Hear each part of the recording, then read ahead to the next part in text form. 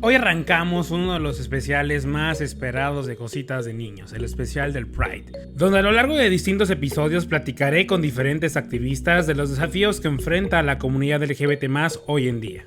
Y es que la comunidad vive en pleno 2022 uno de los momentos más difíciles, a pesar de que supuestamente ya tenemos más información, tenemos más medios, tenemos más conciencia del principio de igualdad y de respeto. Arrancamos este especial con un gran amigo mío y de este espacio, Alex Orue, coordinador del programa global de It Gets Better y podcaster en Soy Homosensual y La Jaula México, con quien platicaré sobre la situación de la comunidad LGBT+ y la importancia de fechas como el IDAHOT y el Pride en esta lucha. ¿Por qué la violencia contra la comunidad LGBT+ está desbordada? ¿Qué podemos hacer desde la sociedad civil para cambiar lo que pasa? ¿Cuál es el rol de las redes sociales hoy en día? ¿En qué está fallando la comunidad LGBT+? ¿Qué representa el fenómeno drag en la lucha de la comunidad LGBT+? ¿Qué está haciendo el Estado por proteger a la comunidad? ¿Cuál es la importancia del activismo en este movimiento? Te doy la bienvenida al episodio 9 de la tercera temporada de Cositas de Niños. En Cositas de Niños hablaremos de esos temas que nos hacen sentirnos vulnerables, eso de lo que nos dijeron que no podíamos hablar. Junto a expertos y amigos abriremos la conversación a todos esos asuntos de los que necesitamos platicar y conoceremos las historias que inspiran de personajes que han luchado por llegar hasta donde están.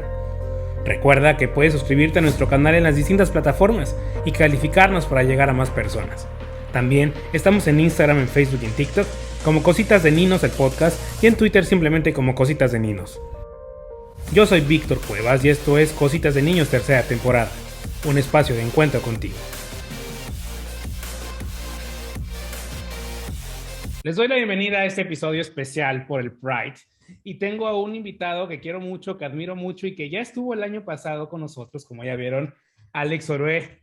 Bienvenido de nuevo. Hola Víctor, gracias por la invitación de nuevo. Ya un año. Ya un año. Qué rápido. Te ves más joven, eso sí, yo digo. Ay, gracias. Son las cremas. Luego te paso el tip. Hay toda una ingeniería de este lado que estira y todo. Porque es que yo creo que eres de los que rejuvenece con el tiempo. De verdad te veo muy rejuvenecido. Ay, gracias. Igual. Tú te ves bien chavo siempre. ¿Cuántos años tienes? No sé. No pueden saber. ¿No se puede saber? No. Bueno, me mandas ahí un momento. Siempre tengo 26. Yo tengo 26 de hace como 8 años. Ay, Ahí es sus matemáticas. El truco. No, pues claro. Sí te creería, ¿eh? Sí te creería que tienes 20 y tantos. Todavía hace 3 años me pedían el INE para entrar a los bares. Fíjate, ahorita estuve en el extranjero en un evento de la ILGA y pues para entrar hacia los bares te piden ID y yo así de, ay, gracias. Es que te hacen sentir bien. Tú te ves como de 2021. Ay, gracias. No, ya te la volaste ahí, pero gracias. Pues hoy vamos a hablar pues de un tema diferente con Alex, porque el año pasado hablamos como para conocer más sobre la comunidad, pero hoy vamos a hablar sobre los problemas que está enfrentando hoy en día. Cuando teóricamente hay mucha información, cuando teóricamente todos deberíamos de estar conscientes, cuando teóricamente cada quien debería hacer su vida sin temor a represalias, sin temor a que alguien te violente, sin temor a que alguien te señale, pero lamentablemente parecía, y justamente hablaba con Alex antes de entrar a grabar, que pareciera que las cosas van de mal en peor. O sea, ahora que estamos viendo más activismo, que estamos viendo más información, que estamos viendo pues más elementos pues que nos pueden formar y nos pueden como cambiar la mente, cambiar el chip, las cosas parecen que no está bien. Alex, ¿qué está pasando? Creo que es una combinación de varias cosas. Yo creo que mi lectura, hablabas de mi juventud, pero ya llevo 12 años trabajando en diferentes trincheras dentro de Gets Better.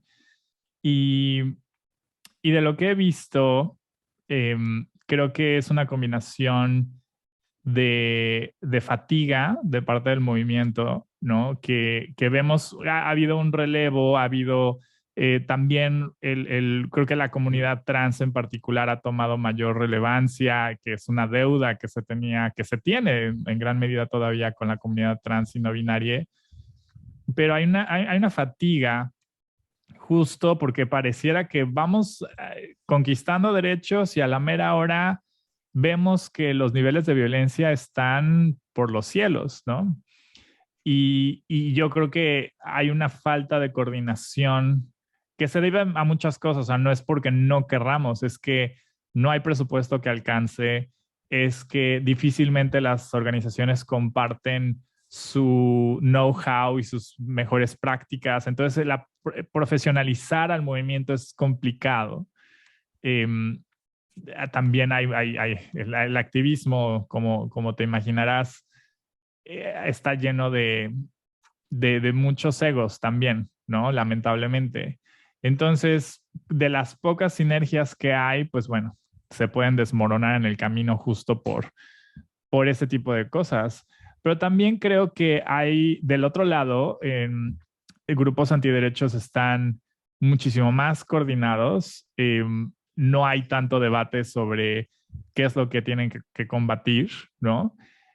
Hay presupuesto, hay mucho dinero del otro lado y también pues han sabido ir sembrando muchísimos discursos que en teoría parecieran pues entre ambiguos o que podrían estar protegidas por la libertad de expresión porque se pintan como opiniones, pero le rascas tantito y ves que son discursos discriminatorios, ¿no? Y que de acuerdo, al menos, no nos vayamos a la visión amplia de cheque en blanco que en Estados Unidos se tiene de la libertad de expresión.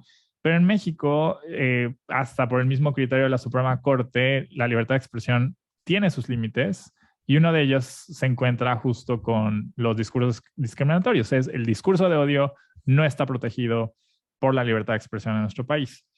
Pero pues es un mundo globalizado, vaya la redundancia, y lo que ocurre en España, lo que ocurre en el Reino Unido con J.K. Rowling, lo que ocurre a lo largo de Latinoamérica con estos grupos antiderechos y el auge de figuras políticas de ultraderecha, antiderechos, pues trae en sí una ola de sacudidas políticas y al mismo tiempo eso le da licencia a que la sociedad que de por sí ya traen todavía mucho estigma, muchos prejuicios en contra de nuestra comunidad, pues bueno, eso les da licencia para negarnos servicios, para legislar en nuestra contra, para violentarnos en las calles y en muchos casos, lamentablemente, especialmente en los últimos 5 meses, pues terminar con las vidas de muchas personas LGBTQ+, en particular mujeres trans, ¿no? Entonces, toda esta combinación son apenas algunos de los principales factores que yo leo que contribuyen a que nos sintamos y veamos que el panorama es tan adverso, ¿no? Pero, pues bueno, podrían agregar ahí que justo esta volatilidad de la desinformación en redes sociales no ayuda, al contrario, le hace más la chamba a los grupos antiderechos y que pues muchas voces que en redes sociales hablarían o hablan a favor de los derechos de la comunidad LGBTQ+, se ven silenciadas o intimidadas por pues toda esta horda de trolls y de gente que se dedica a hostigar a personas LGBTQ+, ¿no? O sea, pienso en mi querida Laurel Miranda, que, bueno, no es de que se haya callado, ni mucho menos, pero el poco tiempo que lleva en el activismo, el par de años que lleva siendo visible como lo es, ¿no?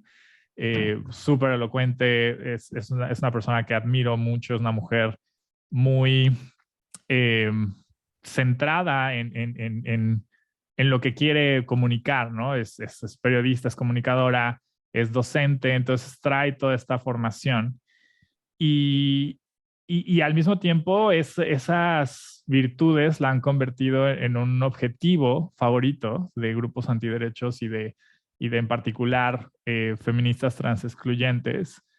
Y cualquier otra persona pues ya hubiera dicho, ¿sabes qué? Hasta aquí, ¿no? O sea, porque está muy hostil la situación.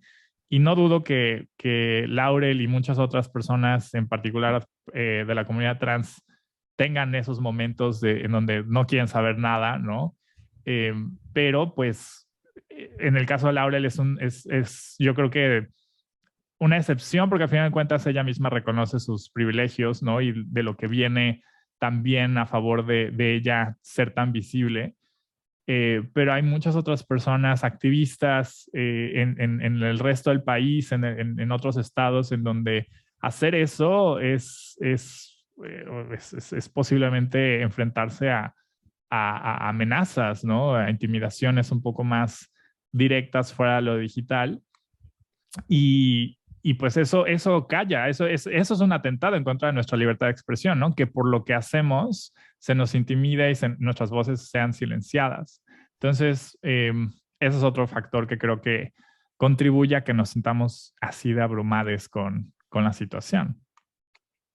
Estás hablando justamente de activistas, de organizaciones y demás, pero ¿qué estamos haciendo mal desde la sociedad, desde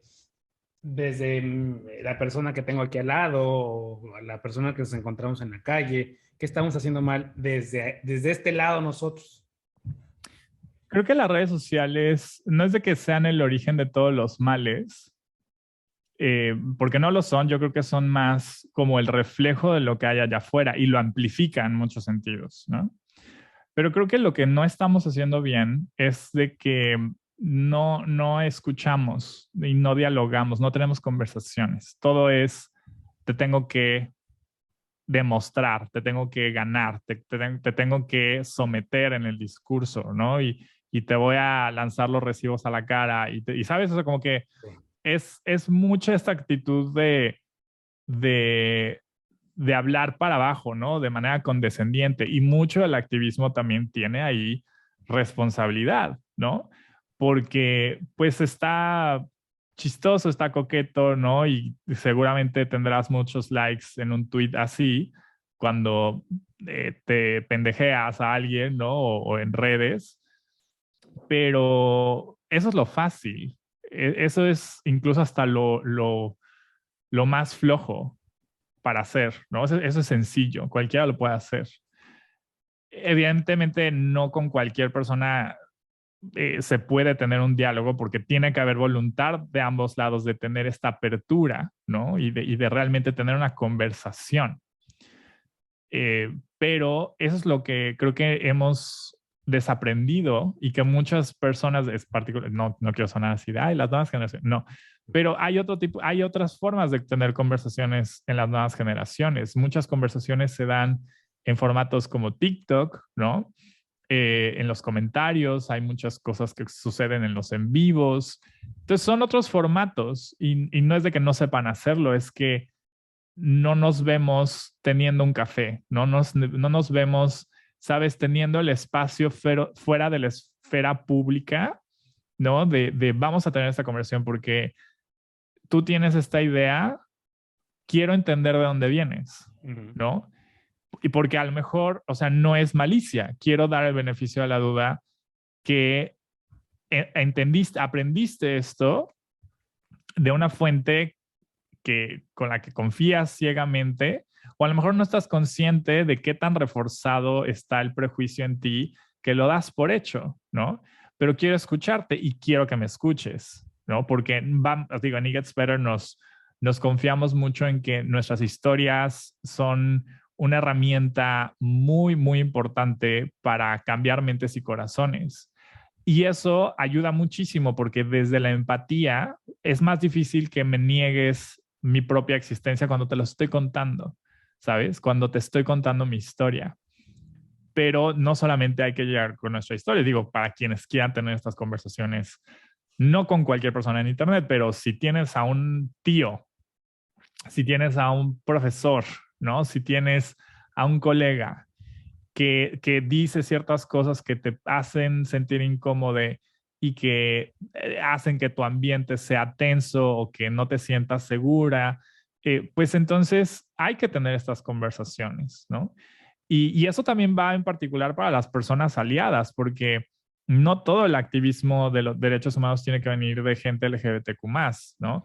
Lo que una mamá, lo que un papá puedan hacer en sus propias familias a favor de sus hijos LGBT es realmente súper poderoso, ¿no? Entonces hay que tener esta paciencia, creo yo, de saber con quiénes vale la pena y se puede tener una conversación, ajá, cuando de ambos lados estén listos, ¿no? Porque no se trata de que ahorita que me lo expliques. No, a ver, o sea, porque ¿cuáles son tus dudas, no? Porque a lo mejor no lo sé todo, a lo mejor te voy a canalizar con esta organización o te voy a mandar recomendar este documental, o sabes, o sea, no tiene que ganarse el argumento en una sentada.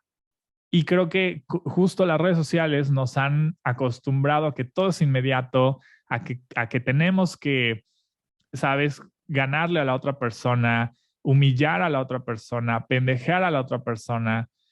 Y creo que eso solamente funciona cuando le tiras para arriba, cuando estás queriendo que alguien con poder rinda cuentas, ¿no? Si es un Gabriel Cuadri, si es una Yuri, si es el presidente, ¿no? O sea, sí, tira para arriba, ¿no? Ahí adelante. Pero cuando se trata, particularmente cuando viene de una persona activista a una persona random en internet, ¿no?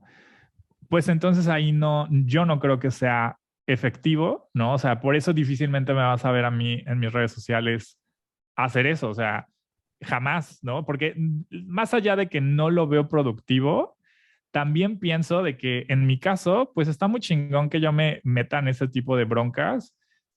Y con la misma yo puedo desatenderme y desconectarme un rato. Soy un hombre adulto, con un trabajo estable, con una red de apoyo. Y yo no sé quién de mis seguidores o gente random que se cruce con mi tweet se va a enganchar con esa conversación, con esa discusión. Y a lo mejor no está en esa misma posición y sí es un verdadero desgaste, ¿no? Entonces, creo que también hay una responsabilidad de parte de el activismo, ¿no? De saber enfocar y ser más estratégico hacia dónde quieres llevar la conversación. ¿Cuál es tu meta? ¿Qué quieres hacer? ¿No? ¿Eres activista nada más porque te pendejas gente en redes? Lo dudo, ¿no? Pero tampoco soy el que define cuáles son los conceptos, ¿no? Ni quién es quién, ¿no? O sea, mucho menos. Pero es mi forma de entender mi propia responsabilidad por la plataforma que tengo y pues ser más puntual tanto por mi propia salud mental como la de quienes me puedan seguir o ver en redes sociales. Y te voy a hacer una pregunta, siguiendo en esta línea de los elementos que están haciendo quizá no lo suficiente, y quizá va a levantar mucha polémica y la voy a hacer de abogado del diablo. Y también viene esta pregunta porque he leído muchos este tipo de conversaciones o incluso ataques, pues, de la misma comunidad. ¿En qué está fallando la comunidad? Uf. Mira, creo que tampoco son cosas nuevas, ¿no? Porque yo me acuerdo que cuando recién me empecé a involucrar en temas de activismo, uno empieza a ubicar quiénes son las vacas sagradas, les digo, ¿no? Sí.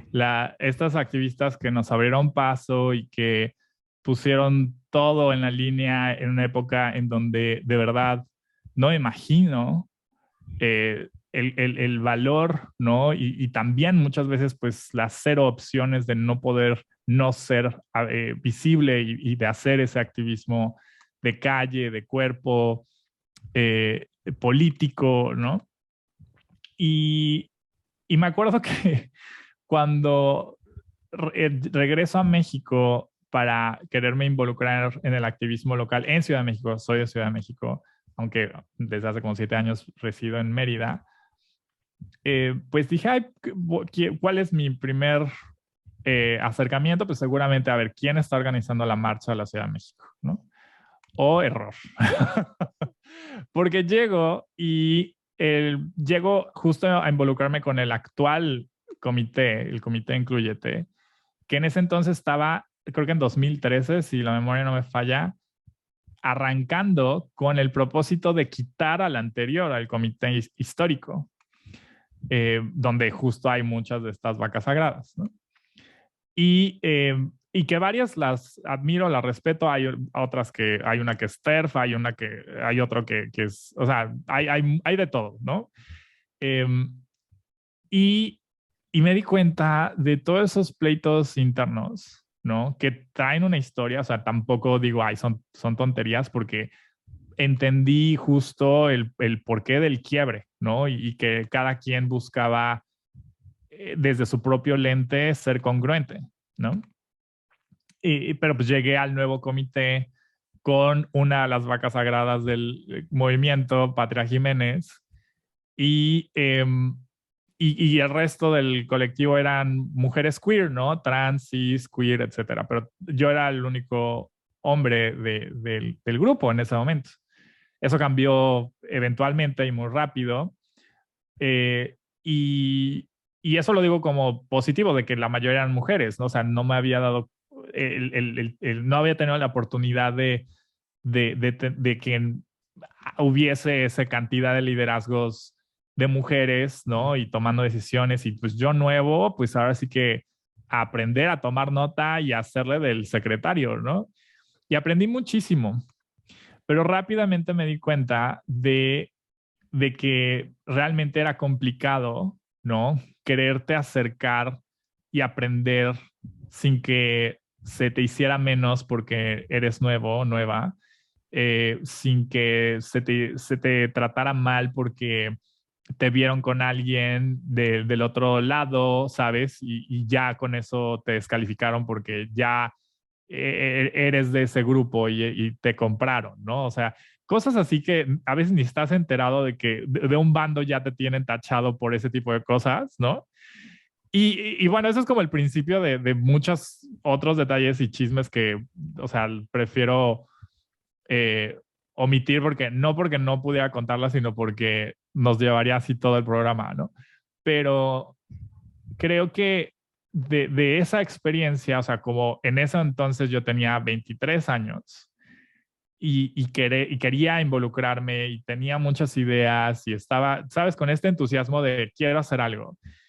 Y de no ser porque soy una persona terca, me hubiera desanimado muy rápidamente. Y muchas personas que conocí en esa época se desanimaron muy rápidamente por ese ambiente.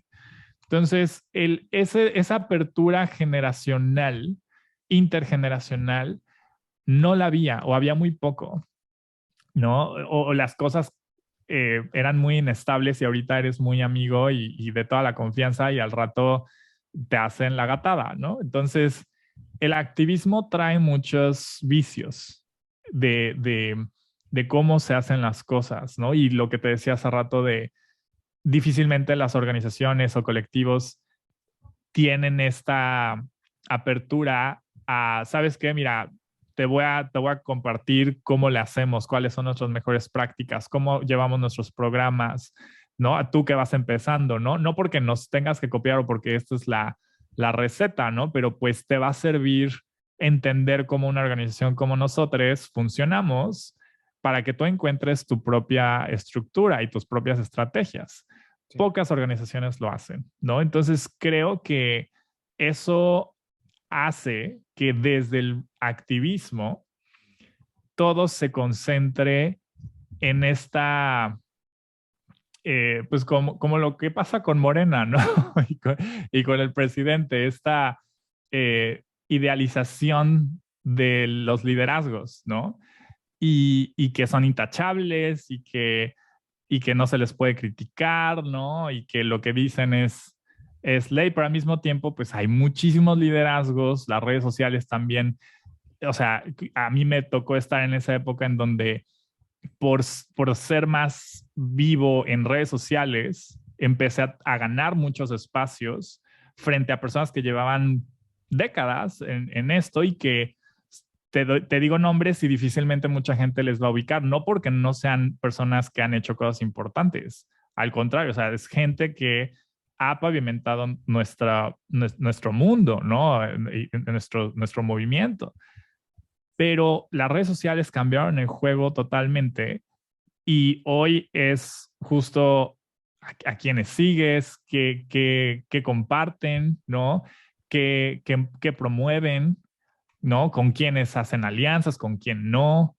Entonces, todo eso distrae muchas cosas de lo importante realmente, que es justo que estamos en estas posiciones porque queremos dejar las cosas mejor de las que nos tocaron y toca ser transparentes, toca ser muy autocríticos y toca también pasar la batuta, ¿no? O sea, que los liderazgos no se eternicen en una sola posición, porque ese es parte de los vicios del activismo, del movimiento LGBTQ más en nuestro país y todo el mundo, ¿no? Una organización cuyo liderazgo lleva décadas o lleva muchos años y en el momento en el que falta por X o Y razón, la organización se cae, ¿no? O se pierde mucha memoria institucional.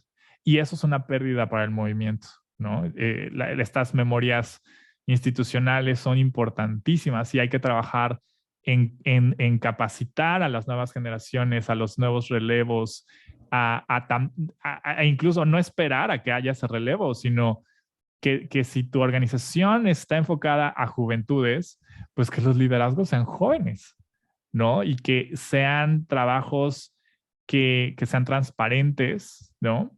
Que la gente confíe, ¿no?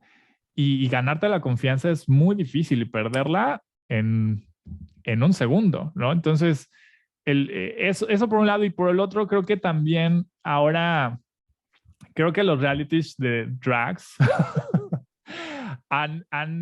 como las redes sociales, o sea, no son el origen de todos los males, pero han cambiado también el juego, ¿no? Del consumismo y a quienes idealizamos e idolatramos en redes sociales. El drag en gran medida creo que dejó de ser político y para ser meramente entretenimiento y pues, o sea, no digo que esté mal, pero es un ajuste, ¿no? Porque se espera que quienes estén en este ámbito de artístico y cultural de nuestra comunidad sean personas, usualmente han sido siempre las primeras en estar al frente y ¿sabes? En irse a plantar al Congreso y ese tipo de cosas. Entonces, cuando te topas con personalidades drag que usan lenguaje xerofóbico, que le dicen la más a Yuri, ¿no? Y le echan porras. ¿Sabes? Cuando hay ese tipo de cosas, dices, pues evidentemente, o sea, no por ser LGBT vamos a tener toda la información y toda la sensibilidad, pero pues lamentable, o sea, yo creo que no, o sea, no es de que tengan que, pero va a haber siempre la expectativa de que si tienen un micrófono, lo sepan usar y que les interese al menos ser sensibles con la comunidad que les está impulsando y que les está llevando a otro nivel, ¿no? Entonces, creo que es la parte del entretenimiento y cultural de nuestra comunidad que hace choque con lo político de nuestro movimiento, ¿no? Entonces, ahí puedes ver que en las redes sociales, cuando chocan, ¿no? Pues es un caos, ¿no? Es un festín de tweets y de a ver quién cancela a quién y pues eso a quién ayuda, ¿no? No, y de hecho, de ahí venía mucho motivada mi pregunta, porque esta semana he visto muchos tweets, bueno, un par de tweets de dos personajes drags que han hecho comentarios homofóbicos y xerofóbicos y todo el mundo se les ha ido encima. Y es cuando dices, o sea, entonces, o sea, si estamos pidiendo que los demás sean conscientes, respeten, ¿no? O sea, no tengan ese tipo de comentarios como que es que desde adentro, pues están los ataques, ¿no? Entonces, ya nos fuimos por ahí y quizá un elemento también fundamental es qué está o qué no está haciendo el Estado para garantizar la protección, para garantizar la equidad, para garantizar los espacios libres de discriminación. ¿Qué le falta al Estado? Bueno, sabemos que mucho, ¿no? Pero en concreto, ¿qué ha hecho bien? ¿Qué no ha hecho y qué ha hecho mal? Uf, a ver, ¿por dónde empezar? Pero mira, un último punto en lo que ahorita decías, ¿no? De estos ejemplos de tracks que han metido la pata ahí en redes sociales, haciéndole de abogado del diablo.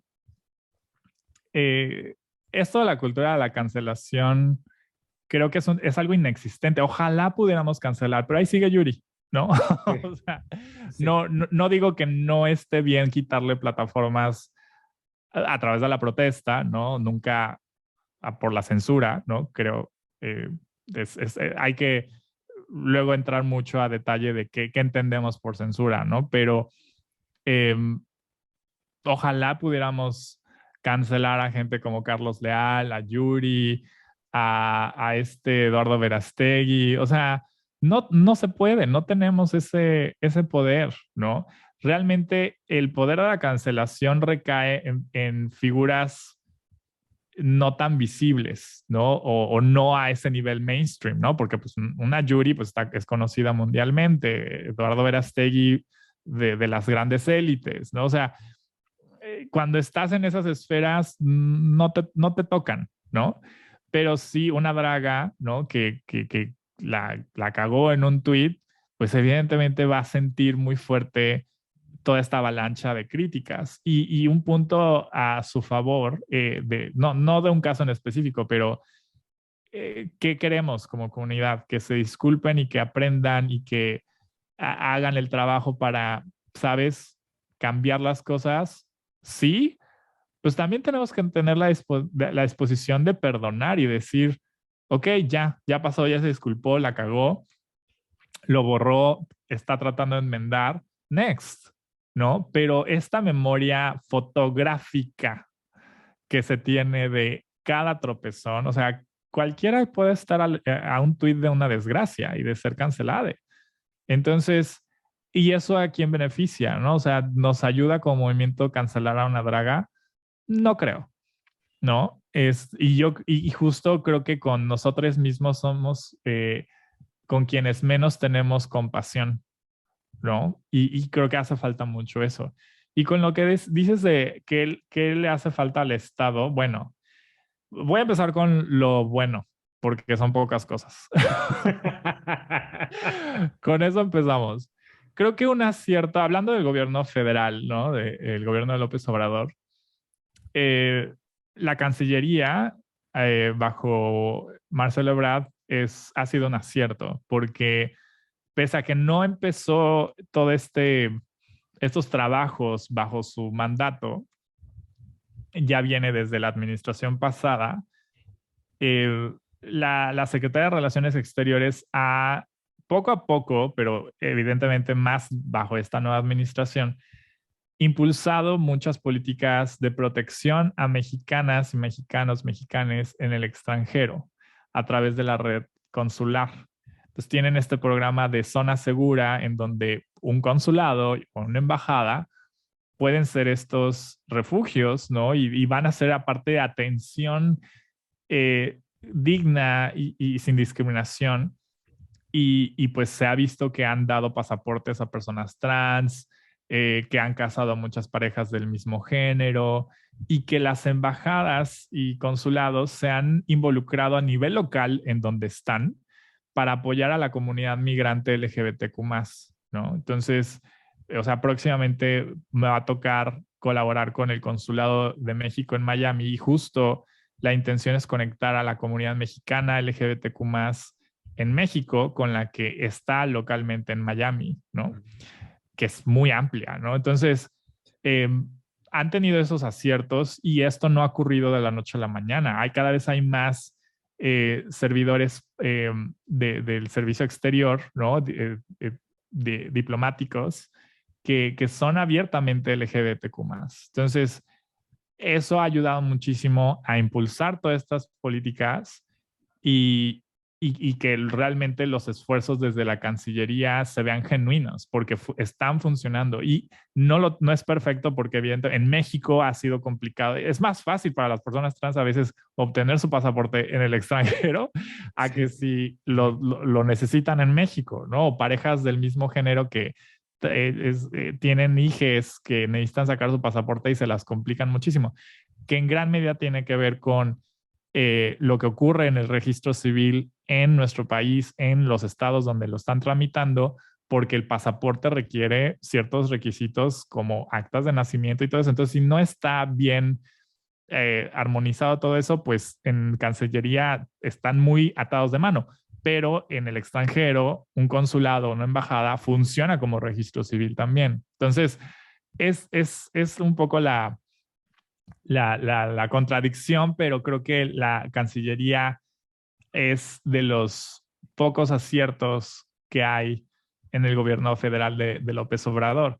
De ahí en fuera, o sea, seguramente hay algún otro, una disculpa por si no lo tengo tan presente, pero de lo demás, híjole, desde ese fallido panel que se canceló, que se iba a tener con Chumel Torres para hablar de racismo, que digo, ¿en qué cabeza cupo? Pero no era para tanto tampoco, creo yo, de que le cortaran la cabeza a la entonces presidenta del CONAPRED. El Consejo Nacional para Prevenir la Discriminación sigue sin presidenta, ¿no? Entonces, después de más de 2 años. Entonces, es cuando la institución que está con la encomienda de documentar y conciliar y trabajar para prevenir y erradicar la discriminación en nuestro país, no tiene cabeza y tiene un presupuesto de 3 pesos. Te das cuenta de por qué las cosas están así de graves, porque ¿qué otro detalle del activismo ahorita que me acordé? Que va ligado a este punto del CONAPRED. Estamos tan acostumbrados a que queremos solucionar todo con acciones punitivas. Cárcel para todos, ¿no? Que si la cagas en esto, cárcel. Que si la cagas en otro, cárcel, ¿no? Y no se trabaja y no se fondea, no se da presupuesto para trabajar en políticas públicas de prevención y educación. Que es eso realmente lo que va a resolver las cosas. Pero no es la respuesta sexy porque eso implica un trabajo a mediano o largo plazo. No es inmediato, pero ley Olimpia, pasa. Prohibir las ecosig, pasan. ¿No? O sea, esas pasan en chinga porque la gente quiere el castigo, quiere cárcel, quiere prevenir. Pero ese tipo de leyes, lamentablemente, van a ser, han sido letra muerta en donde han pasado porque ni las fiscalías están sensibilizadas para atender esos casos, ajá, y eso requiere presupuesto, y toda la carga recae en las víctimas, en denunciar a tus papás porque te llevaron a un ecosig, ¿sabes? En probar, en encararte con tu agresor, ¿no? Entonces, en un país en donde, hablando del tema de las ecosig, el sector salud mental está muy poco regulado. Cualquiera puede dar terapia en nuestro país sin ninguna consecuencia, por ejemplo. Ajá, y que las ecosig no suceden únicamente en el ambiente clínico. Entonces, el que cárcel para si haces ecosig y eso, cuando no está regulada esa parte, cuando no hay un trabajo de prevención y educación, pues entonces es letra muerta, ¿no? O sea, ahorita han pasado estas iniciativas como pólvora en casi todo el país. Entonces, lo que me preocupa es que hablando del gobierno, en todos los niveles, a nivel local, a nivel estatal y a nivel federal, la gente, la gente en la política quiere la estrellita, quiere la foto, ¿no? De, ay, a ver, pásenme a los del sindicato para tomarnos la foto ahorita que es el Idaho, ¿no? Y vamos a iluminar tal monumento. Padrísimo, amo que iluminen los monumentos, no digo que no sea importante, pero pasan, lo poco que hay de acciones legislativas o de políticas públicas son punitivas. Y ya hemos aprendido al movimiento feminista que eso perjudica más a las poblaciones que pretende ayudar que beneficiarlas. Y si alguien conoce el sistema penitenciario en nuestro país, sabrán que la solución no está en meter a la gente a la cárcel, ¿no? Entonces, el gobierno, por ese lado, ¿no? En estas diferentes esferas, en lo local y en lo federal, pues ahora sí que están pensando siempre en campaña, ¿no? De que tengo 3 años para pasar 3 cositas y para la foto y para que crean que soy aliade, ¿no? Y bendiciones. Y pasamos algo que está mal hecho, que se van a meter en broncas a la hora de querer hacerla valer, ¿no? Aplicar la ley. y en muchas situaciones es letra muerta. Y eso es a lo que nos vamos a estar enfrentando y nos hemos estado enfrentando con las leyes de COSIC para prohibirlas, con la ley Olimpia, ¿no? En casi todo el país y a nivel federal. Y la ciudadanía no está informada, ¿no? Hablando también hace rato de la comunidad, la sociedad, ¿qué no estamos haciendo bien? ¿Quién conoce a su diputado? ¿Quién sabe quién es su senador? ¿No? ¿Quién es tu alcalde? ¿Sabes la diferencia de qué hace cada quien? ¿No? Y cuando de repente ves por ejemplo, una de mis, creo que es diputada ahorita, Cecilia Patrón Laviada, de acá de Yucatán, que es secretaria general del PAN a nivel nacional. Y pone así de ayer por el Idaho de Ciudad y sí, no a la discriminación por un país más, una cosa, la cosa más tibia de la vida. Y le contesté, sí, para tibiezas mejor ahórreselo, ¿no? Claro. Pero llega gente que les aplaude, ¿no? Y dices, a ver, comadre, pregúntale cuál es su récord LGBT. Infórmate, ¿no? O sea, no porque de repente cambiaron su foto de perfil. Ivonne Ortega, la exgobernadora de Yucatán, que es también diputada federal ahora por el estado de Yucatán, priista de toda la vida y ahora es de Movimiento Ciudadano, ¿por qué no? Ella fue el motivo de por qué hace 12 años se prohibió el matrimonio igualitario en el estado de Yucatán. Y nunca hizo nada para remediar eso, ¿no? Entiendo que hace 12 años el mundo era otro, ¿no? Pero ella contribuyó en gran medida a que el candado estuviera a nivel constitucional acá en Yucatán. Y hoy la ves como la más aliada y a veces activistas ahí al lado en la foto. Dices, tantita memoria, por favor, investiga. Más que nada a quienes se dicen activistas y ahí van y les hacen el pinkwashing para este tipo de eventos porque les pusieron unos foquitos en Reforma. O sea, no es el caso tal cual ahorita de esto, pero ha pasado, ¿no? O sea, de ejemplos te puedo decir varios. Entonces, el activismo es de mirada corta y de poca memoria. Y súmale que quienes están sumándose al activismo de nuevas generaciones, pues ¿de dónde van a encontrar esta información si las anteriores no han sabido compartir lo que han hecho? Claro. Y sus experiencias? Entonces, eso me frustra muchísimo. ¿Cómo no tienes idea? Entonces es como que, a ver, a mis colegas, ¿no? Con quienes tengo la confianza, les digo, a ver, seamos más estratégicos. O sea, entiendo que no, o sea, hay momentos en donde tenemos que comprometer por estrategias, ¿no? Tenemos que encontrarnos a mitad de camino.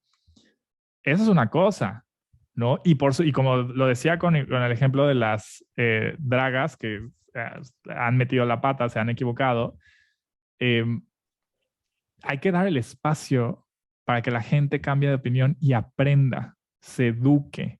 Pero eso también implica acciones. Entonces, si Ivonne Ortega, después de lo que hizo, llegara y dijera, estaba equivocada, no debe haber hecho esto, y ahora voy a hacer esto para remediar o para compensar, sería yo el primero en decirle gracias.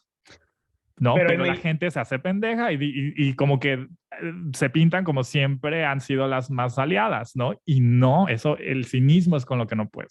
Pero ahí me llevas a un ejemplo, y qué bueno que tocaste el caso de Ivonne Ortega, el caso de Sara Galindo.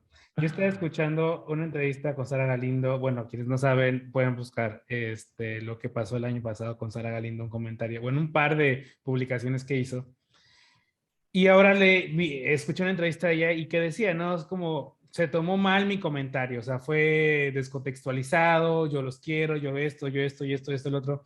En el caso de Sara, o sea, sí tiene como, debemos darle ese espacio a la redención, o sea, es que, mira, se sacó de contexto mi comentario, y o sea, como lo tomaron a mal, pero pues ni al caso, no tiene nada que ver. O sea, sí es válido, puedes darles el espacio a la redención, pues como no, güey, ya tienes tu tacha, ya, bye para siempre.